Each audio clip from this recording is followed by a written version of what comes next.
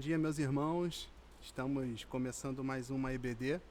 Eu sou o Gabriel e o objetivo do nosso dia hoje é passar a lição 12 da EBD. E para isso a gente tem o nosso pastor de jovens, pastor Douglas Garcia. Dá uma saudação à galera aí, pastor. Bom dia, meus irmãos. Graça e paz do nosso Senhor.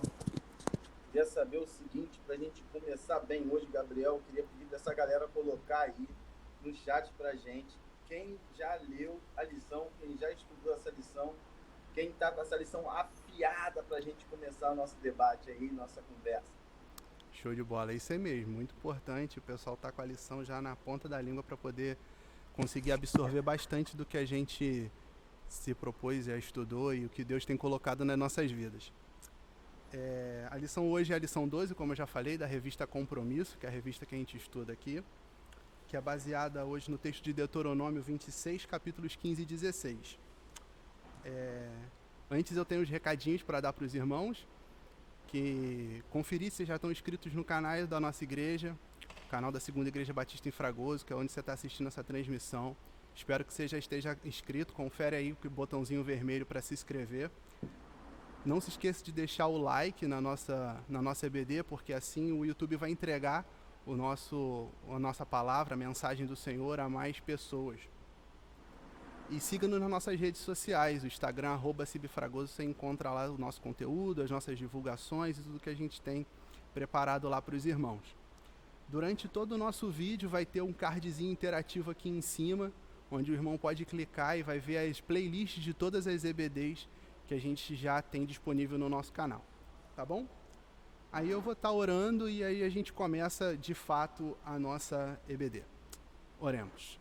Senhor, meu Deus e meu Pai, muito obrigado, Senhor, porque estamos aqui, Deus, nesta manhã, para poder, Senhor, levar a Tua palavra às pessoas, que o Senhor possa, Senhor, nos encher do Teu Espírito nesse momento, Senhor, para que a mensagem chegue, Senhor, e que os ensinamentos, Senhor, que o autor colocou e que o Senhor inspirou o escritor da palavra possa chegar a mais pessoas e esclarecer a mente das pessoas.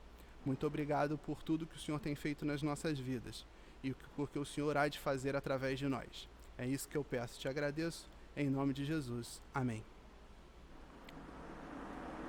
Pastor, adoradores em comunhão com Deus e os homens, é a lição de hoje. E aí? Tema difícil, né? Um tema bem complicado. Eu comecei a olhar essa lição há alguns dias e fui fazendo minhas anotações aqui, minhas marcações aqui. Porque a lição ela começa com um trecho, estou pegando a minha revista aqui, ela diz assim, o trecho que sugere a nossa leitura lá do texto áudio, né? E ela fala que é a base do Pentateuco. Mas eu poderia até, Gabriel, dizer que ela é a base de todo o cristianismo, de todo o evangelho. Porque o nosso evangelho está pautado nessas coisas.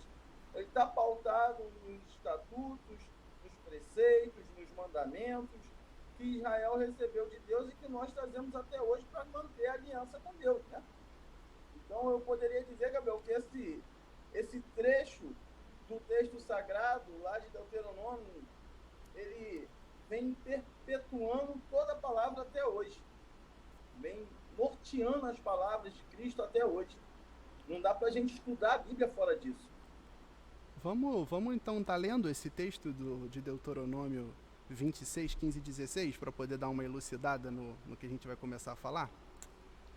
Inclina-te, pois, a tua morada santa no céu, e abençoa o teu povo Israel, como também o solo em que nos deste, conforme juraste aos nossos pais, uma terra que gera leite e mel, pois Yahvé, o teu Deus, te ordenou cumprir esses decretos e ordenanças.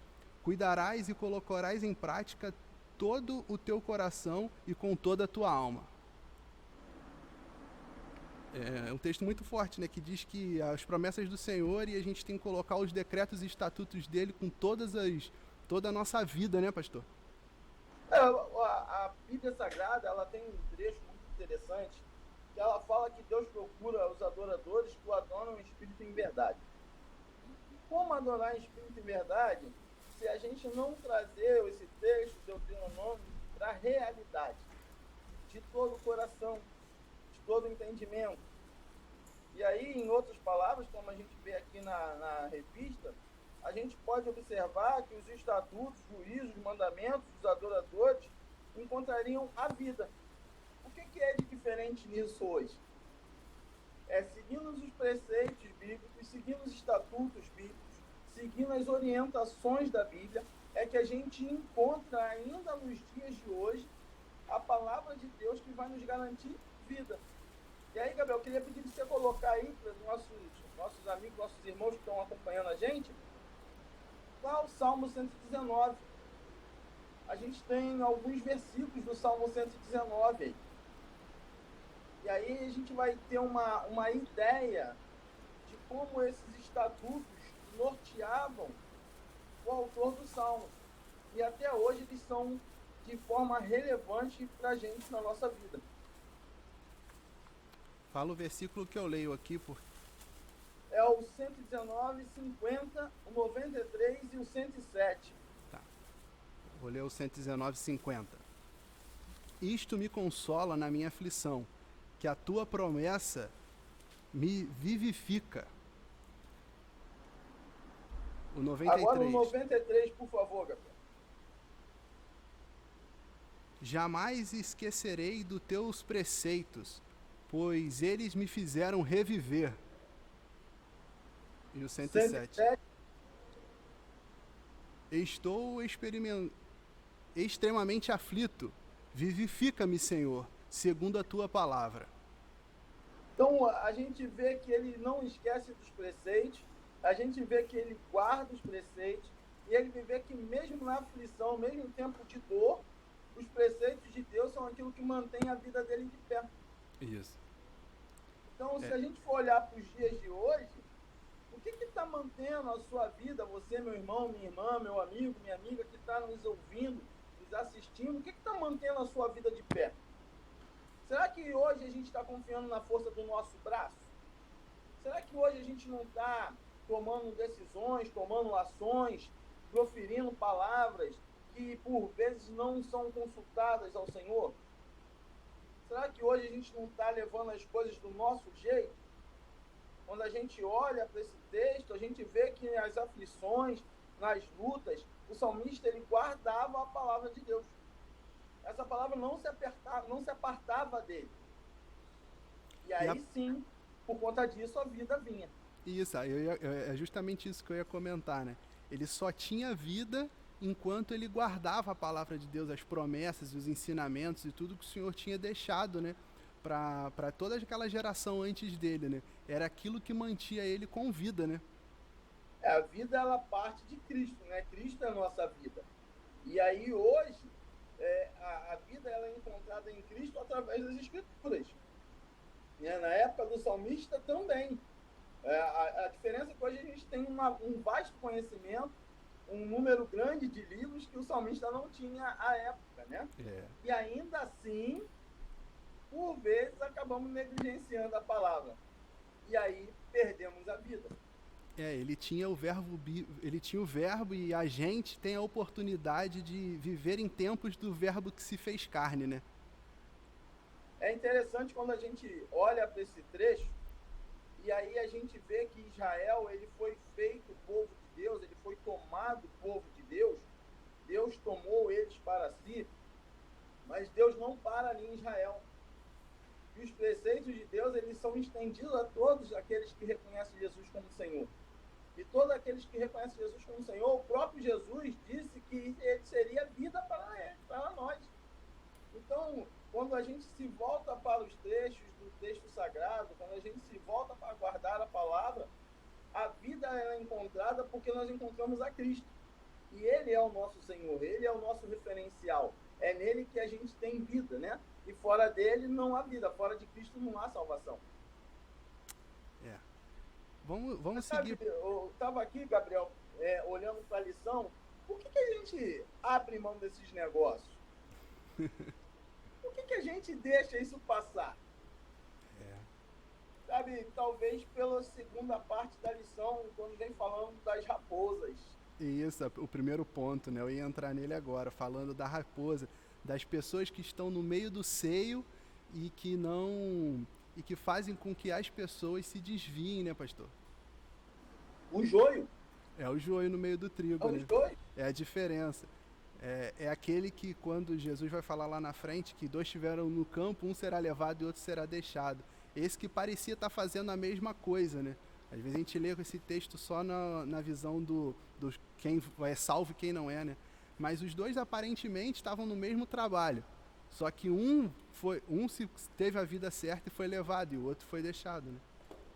Então, olhando para esse primeiro ponto, lá Deuteronômio 12, verso 1 ao 14, depois o 2, 18, 19 e 14, eu fiquei pensando que a gama que nós temos hoje de pregadores dentro das mídias sociais, dentro das redes de televisão, o que hoje tem um acesso a todo tipo de mensagem.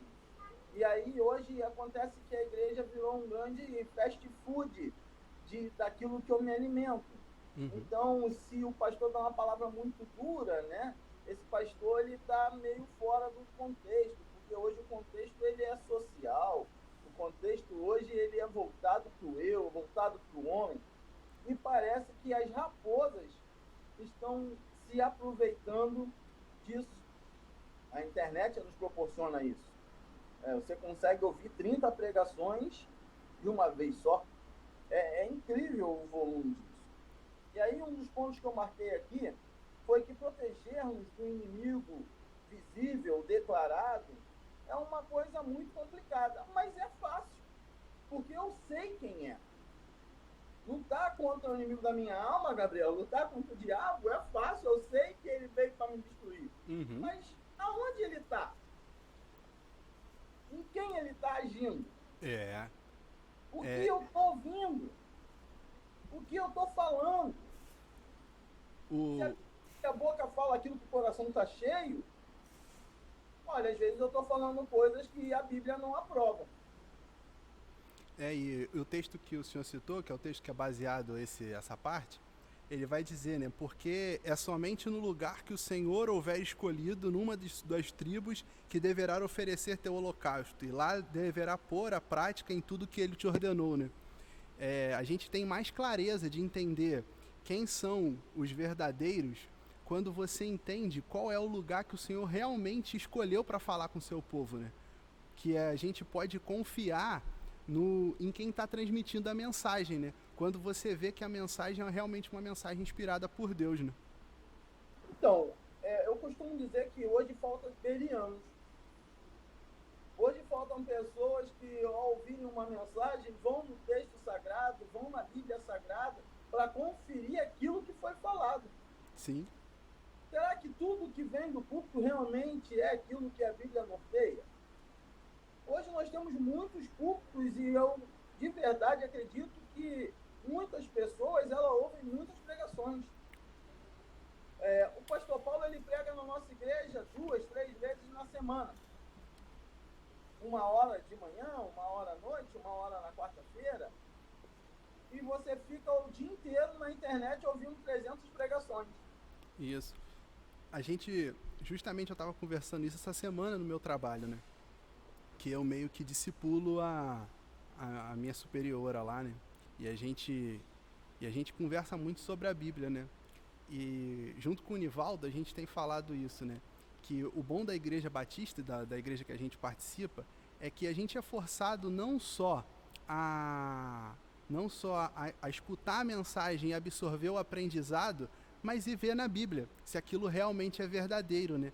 A gente aprende desde lá da classe das crianças e até a classe de novos crentes, e durante a nossa vida eclesiástica de uma forma geral, a gente vai aprendendo que o que é dito lá na frente é condizente com o que a palavra do Senhor diz de fato. E eu acho que isso é o mais importante para o crescimento do cristão em si. Agora, sabe, Gabriel, uma coisa que tem me chamado a atenção é porque as raposas de hoje, elas usam a própria Bíblia para trazer confusão aos irmãos. Usando textos fora de contexto, né? E usando eles como pretextos para o que eles querem passar, né? Existe uma frase que a gente ouve muito dentro dos seminários, que um texto sem contexto cria-se pretexto para aquilo. Heresia. Então, a Bíblia é muito mais que um texto sagrado. Eu gosto muito de uma música, quando o cantor fala, o Vitinho, ele canta essa música, ele fala que as letras, o sangue se tornou letras para que ele continuasse lendo, para que ele continuasse vendo esse sangue pingar, para que ele continuasse vendo a redenção de Jesus sobre ele. Então, quando eu olho para a Escritura, eu tenho que olhar para a Escritura como mais do que uma letra. Porque Paulo já dizia que a letra mata. Né? Se a gente for olhar para a história disso, existiam duas escolas teológicas na época de Paulo. A história de Hillel, a escola de Hillel e a escola de Gamaliel, aonde Paulo é criado. A escola de Hillel, ela dizia que a letra tinha que ser fixada na letra, ou seja, o texto pelo texto. A escola de Gamaliel, onde Paulo é criado, a escola filosófica e educadora de Paulo, ela diz que a letra ela tem um espírito por trás dela. Que espírito é esse? O espírito de Cristo. Então, Cristo joga luz sobre a letra e aquela letra ali, ela ganha um novo significado, uma nova ação. Então, não é a letra pela letra, mas sim a letra pelo aquilo que o Espírito orienta. E aí as pessoas estão pegando a letra, tirando o espírito da letra e estão fazendo somente a letra. E por que mata? Porque muitos vão seguir essa letra. E muitos vão chegar lá no dia e vão falar, mas Senhor, eu segui aquilo que estava escrito. E ele vai falar, apartai-vos de mim, vós que praticais a iniquidade, eu não os conheço. Mas eu lia, eu seguia, e esqueceu esse espírito. E essas raposas, elas estão muitas vezes dos nossos lados, nos bancos, dividindo o banco com a gente. Dividindo o banco com a gente. E geram dúvidas naquilo que é colocado pelo Espírito de Deus. Será que é? Será que é? E aí um outro ponto que eu marquei aqui nesse trecho, aqui diz assim, agora a nação de adoradores já prestes a instalar-se na terra prometida, precisa também precaver-se de um inimigo que lhe seria mais fatal do que os gigantes. Ou seja, o gigante pode te matar o corpo, mas esse inimigo que a gente está falando, ele mata a alma. Isso. Ele mata o espírito. E o contexto que o autor usou para tirar esse trecho, né, que a gente já viu algumas semanas atrás, foram de pessoas que foram mandadas para poder assistir e ver o que Deus tinha separado para eles e volta mais preocupado com o gigante do que cumprir a promessa do Senhor, né? E era um povo do meio deles. E acho interessante que vale lembrar que esses que foram eram príncipes do povo. E aí eles escolhem 12 e somente 2 voltam falando, olha gente, vocês estão esquecendo da promessa. Vocês estão esquecendo de tudo que a gente viveu. Vocês não estão prestando atenção nos detalhes. Caleb chama atenção. Josué chama atenção. Então a gente precisa olhar e falar, caramba, peraí, tem alguma coisa que está aqui que não é bem isso que está sendo falado, não. Porque se a gente for seguir os 10, olha o que aconteceu. Vamos para a história? Deu ruim. Deu ruim na história. E aí a gente deveria tomar cuidado com os falsos profetas que estão no seio das igrejas. Está ouvindo o pregador falar, não é aquilo que está na Bíblia, cancela o moço. Usando a linguagem da internet, cancela ele. Bloqueia ele.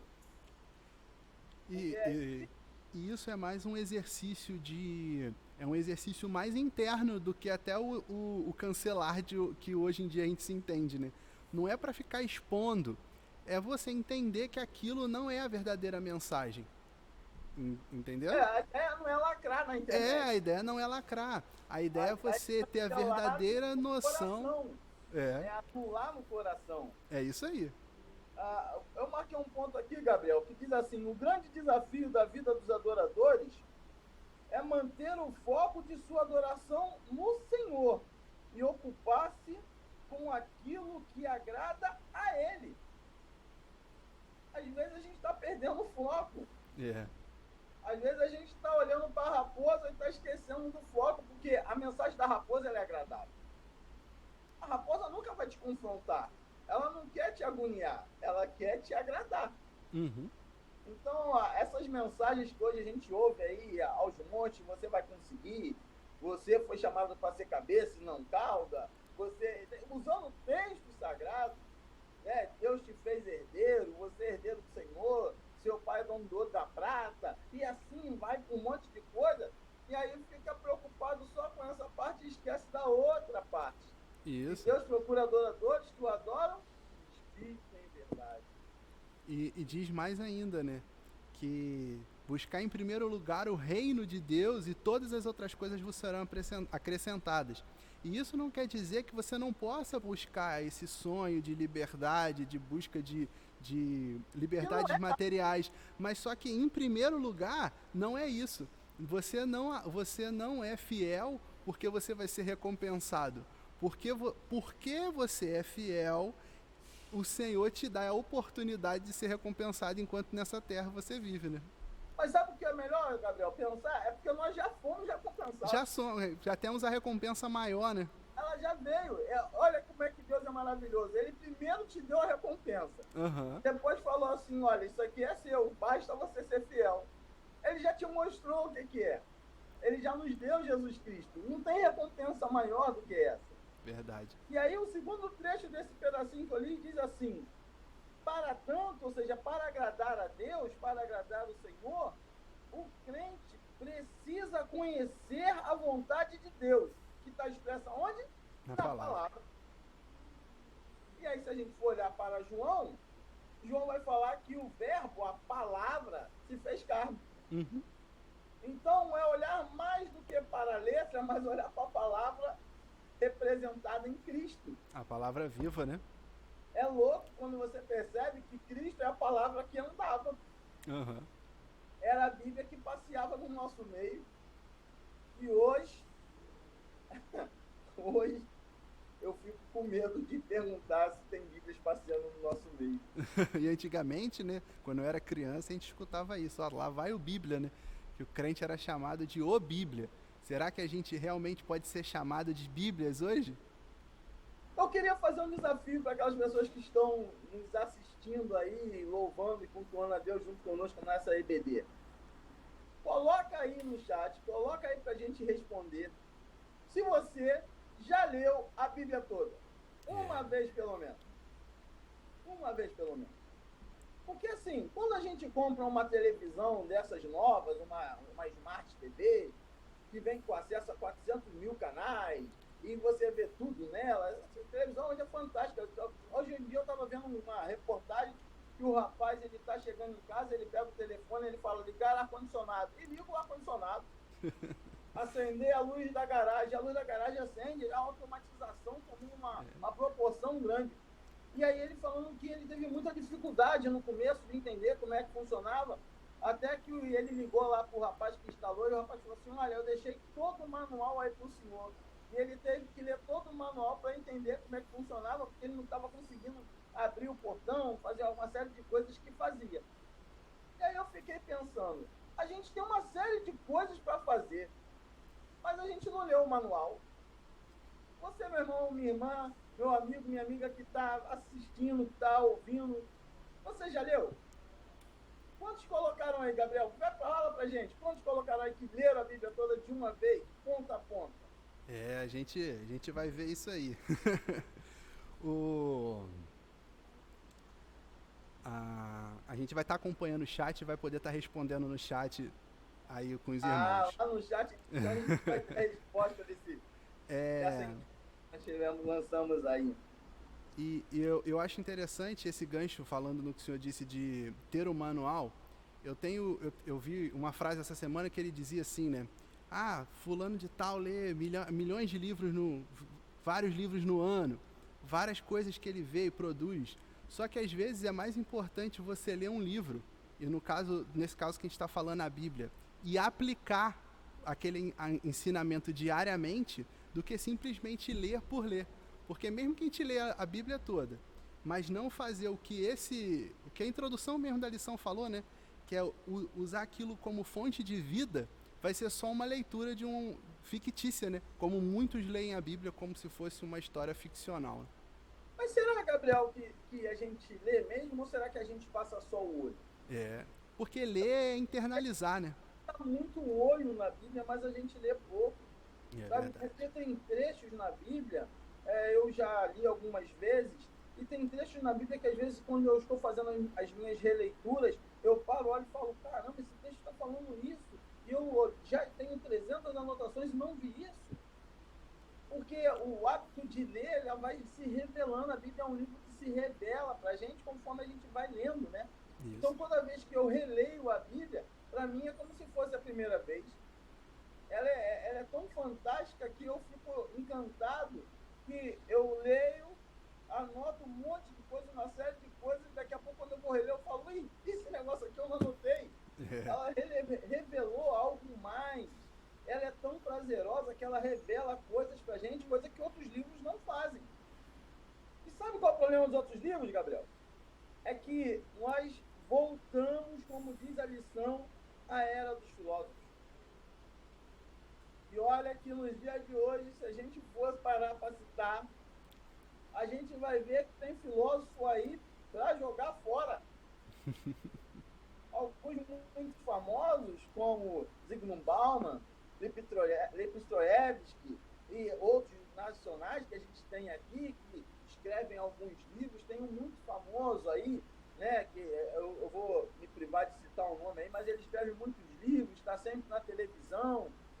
A gente tem um outro muito famoso também, que é historiador, mas fala como filósofo, um senhor careca, né? É um cara muito inteligente, professor da USP, são todos eles muito inteligentes, mas quando eles falam da Bíblia fora da Bíblia. E aí que é interessante que a revista fala, porque eles viviam um modo sentimental da palavra. E aí volta para o dia de hoje. Eu tive um professor no seminário, ele é pastor há muitos anos. Na mesma igreja ele está, acho que há 40 anos.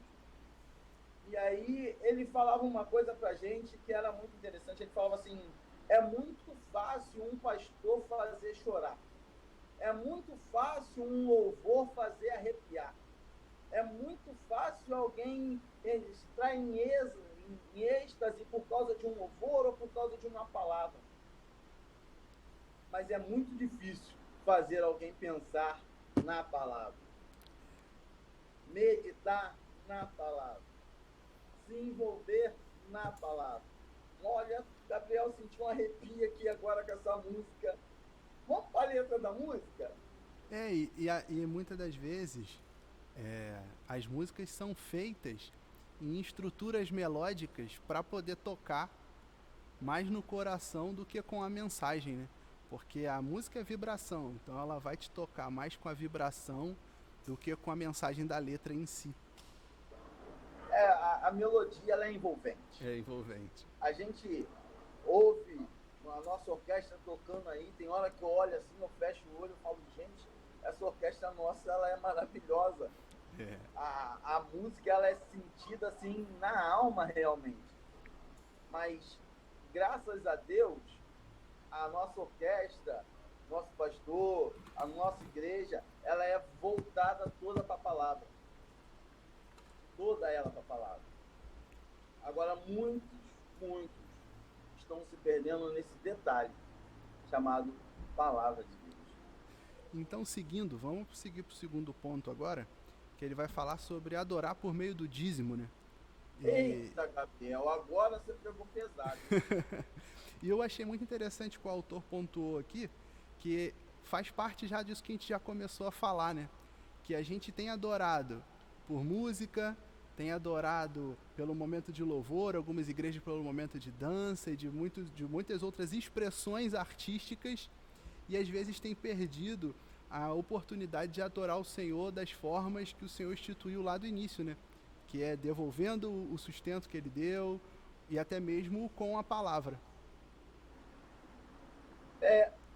Eu, pastor Douglas, gosto de pensar que o dízimo, a oferta, ela é parte do meu culto a Deus.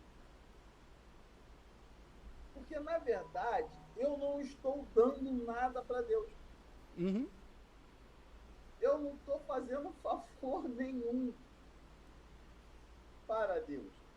É tudo dele. Ele me dá. Eu apenas devolvo uma pequena parte daquilo que ele me deu. Olha como Deus ele é maravilhoso, meu irmão. Ele te dá a oportunidade de administrar 90% de tudo que ele te dá. E aí, eu gostaria de ir mais longe nisso. Porque 10% não é o todo do dízimo. 10% é o que é o mínimo de dízimo. É o mínimo do dízimo. Aonde na palavra diz que você não pode dar mais do que isso? Aonde na palavra diz que você não pode mais ofertar?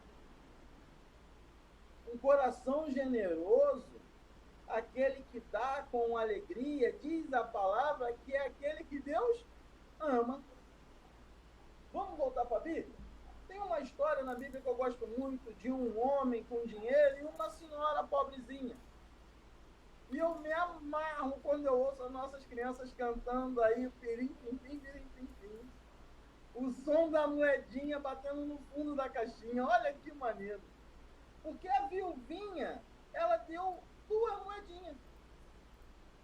O problema não era as 2 moedinhas, que aquelas 2 moedinhas era tudo que ela tinha. E o tudo, às vezes, não é muito. Deus não está preocupado com o dinheiro.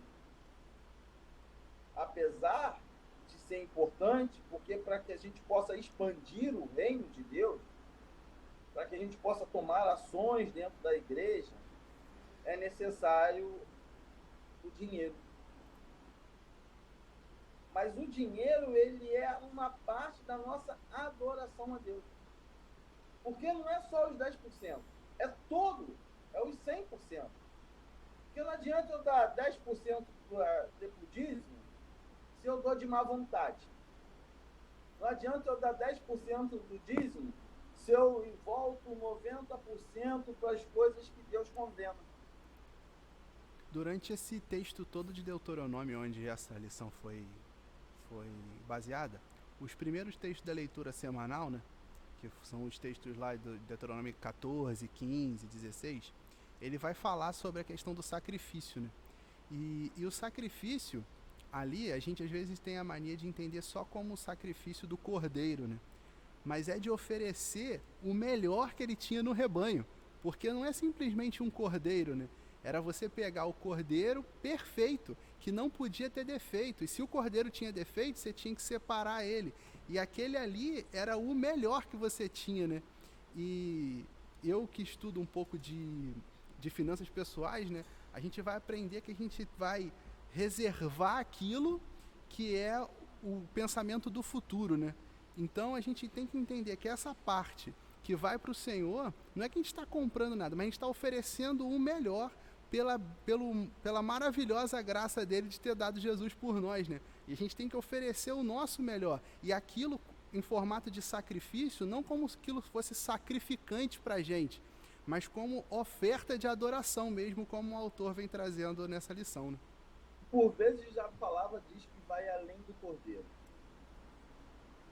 Lá no comecinho da história, lá no comecinho da palavra, no comecinho da Bíblia, Deus pede a um homem um filho, seu único filho.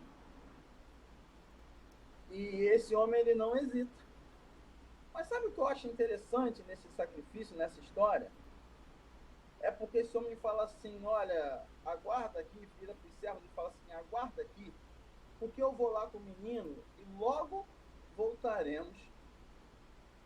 Olha a confiança que ele tinha em Deus e a expertise dele. sabendo que aquele sacrifício não era sacrifício apenas do filho, mas era o sacrifício de alma. Esse homem, ele tem uma visão fantástica. E aí o Dr. Russell Shedd, ele vai colocar aqui na lição, o autor cita o Dr. Russell Shedd, ele diz que a inspiração estética, ela é recebida por meio dos olhos ou por meio dos ouvidos. Nada mais do que o reflexo da natureza do homem caído, a imagem, criado à imagem de Deus. Sendo caído, naturalmente, o pecador aprecia mais os dons ofertados pelo Pai do que o próprio Criador. Quando a gente se nega a fazer isso, ou quando a gente priva a nossa alma desse sacrifício, quando a gente não tem a convicção de que Deus não está preocupado com o nosso dinheiro, com aquilo que a gente recebe, mas que isso é um momento de louvor a Deus, a gente está voltando a essa velha natureza, o pecado está falando mais alto, a carne está gritando mais alto, a imagem de Deus criada em perfeição, ela está sendo esquecida. E aí a gente está mais preocupado em negociar com Deus o dízimo do que em dar o dízimo. E aí eu fico vendo, por vezes, algumas pessoas falando assim, olha, se você tem que fazer a semeadura, você vai fazer X e Deus vai te recompensar X. Deus pode. Pode. Deus pode. Inclusive a palavra diz que ele recompensa 7 vezes mais, infinitas vezes mais. Ele vai encher os celeiros, mas ele não é obrigado a fazer isso. A palavra também vai dizer que Deus vai dar aquilo que nós precisamos. E aí a gente tem pessoas, públicos, negociando dízimo. Uma vez eu fui num lugar onde a pessoa que estava falou sobre dízimo e oferta, Gabriel, exatamente 30 minutos. E a mensagem foi 20. E eu fiquei pensando, o que era mais importante naquele lugar ali? Será que a gente está preocupado com a mensagem? Será que está preocupado com o metal? É. E preocupado... Prossegue. Eu marquei um ponto aqui, que em outros momentos da nossa adoração, a gente confunde a preocupação humana e leva a concentração de esforços que não são pedidos por Deus. A gente confunde na nossa humanidade as coisas e a gente faz um esforço na nossa de coisa que Deus fala assim, mas eu não pedi para você fazer isso. Mas eu não pedi. Olha, isso aí não é o que eu pedi, não. Na verdade, Deus está falando, olha, se você tem alguma coisa com o teu irmão, não adianta tu vir dar o dízimo, não. Larga teu dízimo aqui, vai lá se conserta com ele primeiro, depois tu volta e dizima, porque se tu dizimar com problema com teu irmão, eu não aceito nem teu dízimo. Para você ver como é que Deus não está nem aí pro dinheiro. Apesar da igreja precisar de dinheiro, Deus, o nosso Senhor, ele não está preocupado com isso. E aí, às vezes, nós estamos querendo fazer coisas que Deus não pede. E aquilo que Deus pede, que é simples, a gente não faz. Por quê? Eu fico pensando o porquê. Talvez porque a gente não presta atenção na nossa leitura da palavra. A gente sempre rodando em torno da palavra, que é o nosso manual, né? E seguindo a lição, ele vai seguir pro terceiro ponto, né? Que é adoradores juntando panelas, né? Ele até usa em parágrafo, em aspas, que é muito importante, que ele vai falando dos momentos de comunhão, né? Do povo, né? E até o acolhimento, né? De uma família para outra. E hoje em dia, às vezes na vida corrida, né? A gente estava até falando isso na orquestra do tempo, que às vezes a gente não tem tempo nem para se juntar e comer um cachorro-quente, porque é esse momento que gera a comunhão da igreja, né? Esse momento que a gente se une para se alimentar junto, para poder estar conversando, e isso aumenta a comunhão dos adoradores, né? Às vezes, Gabriel, eu tenho uma louca vontade de ver uma ceia um pouquinho diferente da ceia memorial. mas uma ceia onde todos vão se juntar e todos vão comer. E por que eu falo isso? Porque eu fico com a imagem da ceia que Cristo faz. A imagem da ceia, a ideia de ceia não é a ideia apenas do pão e vinho, ela é muito maior do que isso, é um momento onde a gente vai comer, onde a gente vai beber, onde a gente vai desfrutar da comunhão com outro irmão, onde a gente vai olhar para o irmão e conversar com ele, onde a gente vai entender algumas necessidades do irmão, e por vezes não é da alma, necessidade da alma, que ele precisa ter, que ele tem ali, que a gente precisa ser tratado. Quando eu estava olhando para esse foco da adoração e essa grandeza da ceia, eu fiquei pensando em algumas coisas, né? Porque a maioria dos eventos sociais define as culturas da humanidade. E aí eu fico olhando para Israel, olhando para a ceia que Cristo institui, cara, era um negócio fantástico. Porque ali a família estava junto. E mais do que uma família sanguínea, a família que estão ali fazendo a vontade do Pai. Como Jesus mesmo fala quando ele está lá na casa pregando e chega um discípulo e fala assim, mestre, a tua mãe e teus irmãos estão lá fora te chamando. E Jesus virava e falava, mas quem é minha mãe e meus irmãos? Senão aqueles que fazem a vontade do meu Pai. Então essa família que está ali instituída na Bíblia, irmãos mais chegados do que aqueles de sangue, irmãos feitos em Cristo Jesus, essa família na ceia ela é importante demais. Muito importante. E aí eu fico pensando como seria a abundância de pratos hoje na Simples de Fragoso. Eu acho que a gente não teria nem mesa para botar. A ceia é maravilhosa. A instituição da ceia, a ideia de ceia é feita por Cristo, ela é maravilhosa.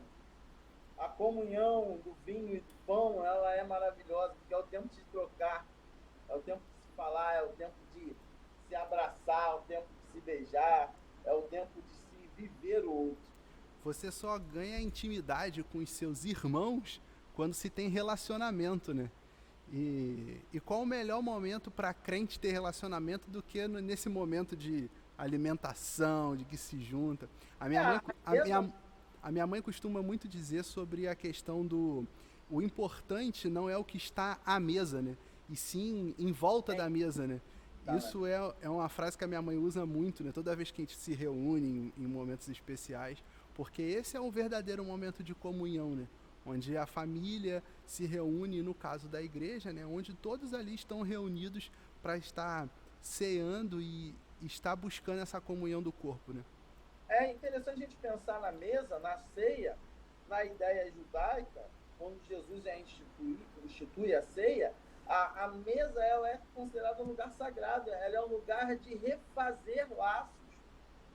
É por isso que lá no Salmo ele fala assim, coloca uma mesa perante mim na presença dos meus inimigos. Ele não está falando que é para afastar, pelo contrário, ele está falando que ele quer deixar de ter inimigos. Ele está falando assim, eu coloco uma mesa para que a gente possa refazer os laços.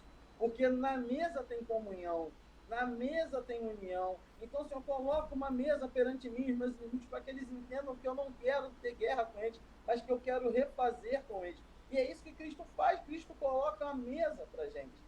Cristo coloca uma mesa para a gente. E aí ele faz uma releitura conosco dessa ceia que ele instituiu lá atrás. Ele fala, olha, através dessa mesa a gente tem comunhão com o Pai.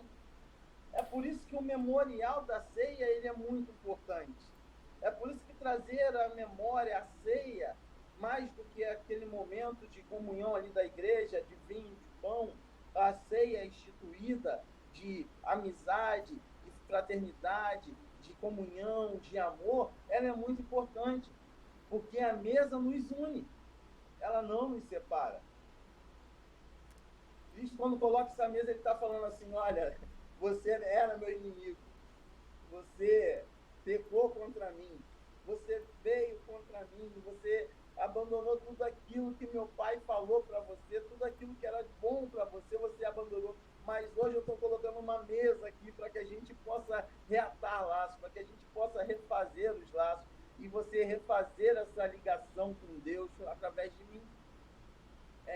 Jesus está falando quando ele institui a ceia.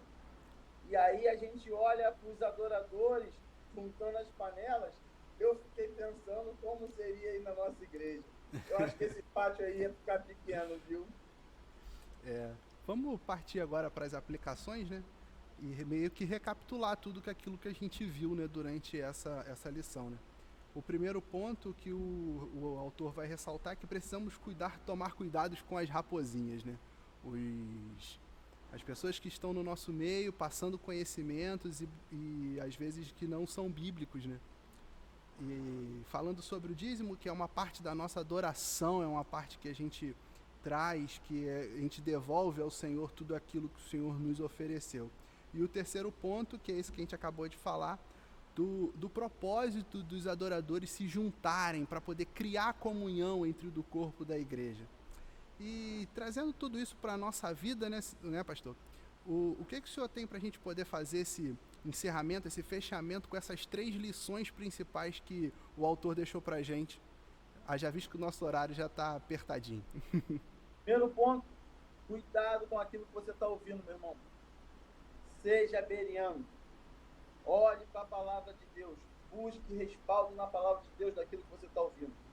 Cuidado com as raposinhas. Segundo ponto, dá com alegria. O Senhor ama aquele que dá com alegria. Se você for dar, mas você estiver triste, com o seu coração empedernido, endurecido, não dê o seu dízimo. Se você for dar o seu dízimo e tiver problema com seu irmão, não dê o seu dízimo. Vá reatar com ele. Faça pazes com ele, coloque uma mesa perante você e ele faça as pazes, e aí sim Deus vai se agradar do seu dízimo. Terceiro ponto, ceia do Senhor. Talvez você precise fazer a ceia do Senhor na sua família. Porque hoje nós temos muitas famílias que estão sendo destruídas por muitos problemas da modernidade. E talvez hoje a melhor coisa a fazer é colocar numa mesa e falar, senta aqui, vamos comer junto, vamos viver junto. Vamos desfrutar da mesa que Cristo nos preparou junto. E aí sim, se a gente observar a palavra como um bom bereano, se a gente entender que o dízimo é parte do culto, não uma obrigação, e a gente entender que a mesa é lugar de comunhão e de refazer laços, nós vamos aplicar todas essas lições da lição 12 na nossa vida e vamos ter sim vidas transformadas pelo Evangelho em Cristo Jesus. Eu acho que não tem coisas melhores do que isso para fechar essa lição. Amém, pastor. Que o Senhor possa estar nos abençoando e que a gente possa estar aplicando esses conhecimentos que o Senhor nos permitiu obter nessa manhã. Que o Senhor nos abençoe. E recapitulando aqui, os irmãos, confere se está escrito aqui no nosso canal da nossa igreja. Não esqueça de dar o like para tudo aquilo que você aprendeu. Não guarde para você o conhecimento, divida isso com os outros irmãos, e o like, o comentário, a interação ajuda muito. E que os irmãos sejam abençoados por tudo aquilo que a gente ouviu e pôde aprender juntos aqui nessa manhã. O pastor vai estar orando e a gente vai estar encerrando a nossa lição de hoje. Tenha um ótimo dia, um domingo abençoado e uma semana assim que o irmão assistir essa nossa EBD. Ora aí, pastor, para a gente encerrar. Se você foi abençoado, compartilhe o nosso link com outros para que outros também possam ser abençoados. Arrasta a tela, aqui embaixo tem uma setinha que vai poder te direcionar para o WhatsApp, para quem você quiser mandar essa EBD. Amém. Vamos orar? Oremos. Pai, graças te damos pela tua palavra lida, pela tua palavra estudada. Graças te damos, Senhor, pelo teu amor, pela tua misericórdia, pela tua bondade, Deus. Te pedimos, Senhor, na manhã desse dia, que o Senhor possa nos encher do teu Espírito Santo, que a tua graça possa vir sobre nós. Que tudo aquilo que aqui foi falado, estudado, Senhor, possa frutificar nos nossos corações. Abençoe a cada um que está aqui conosco nessa EBD, Pai. A cada família representada, a cada casa representada. Eu te peço também as tuas misericórdias para com eles.